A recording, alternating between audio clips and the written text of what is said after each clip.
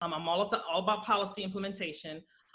There's a few policies that you all need to look at on your own. Tell us what we got to look at. You know, what do we need to be on alert for? What do you come to that change policy, that school board? Listen, you need to look at that 2130 policy. What is that about? That is the zero tolerance policy. Is that for bad behavior in schools? Actually, no, the 2130 is the threat assessment policy, but it is called the zero tolerance policy. That was implemented in June of 2019. And that was a direct result out of the MSD shooting. Please read it. And if you don't understand the jargon, you need to find you somebody who can explain it to you. It's pretty easy to understand. So that's basically if a student makes a threat, even if it's jokingly or not, the school has zero tolerance and they do a threat assessment.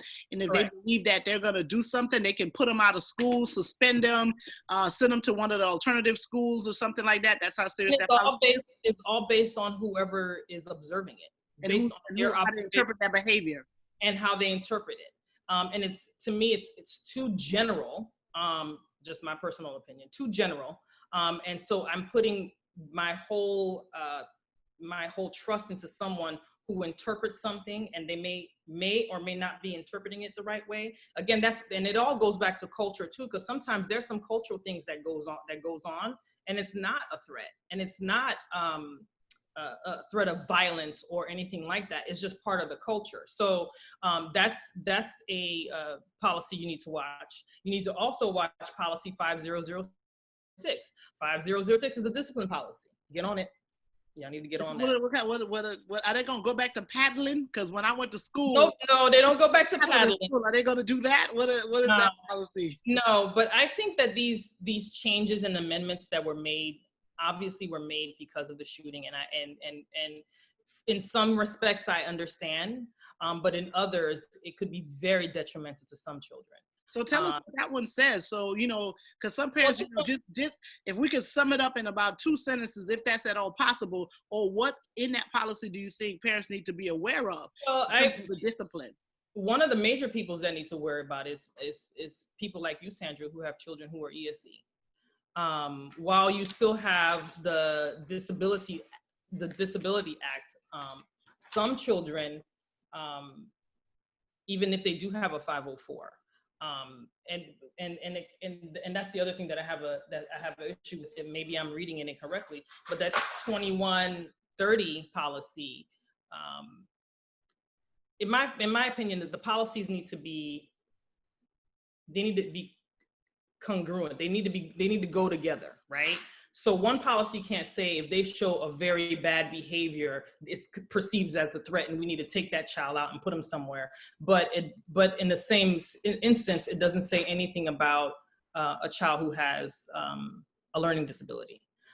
So whatever is in one should be in the other. That way everything is on the same page. We're all on the same level. Some of the disciplines that has been amended on this 5006, 5003 policy. It's almost like these policies were amended and changed to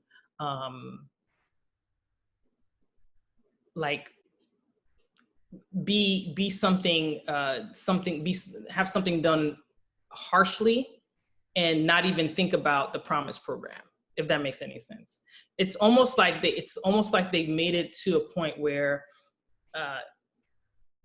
anything is deemed a threat, your child doesn't even have a chance, because most of these threats or most of these infractions or whatever, 50% of them go straight to being either sent to a center or being expelled or being suspended. Although you may have due process, but depending on who has observed and who is talking about it and who wrote it up, it all depends. I understand the boards need to be vigilant. I understand that. However, we're dealing with children.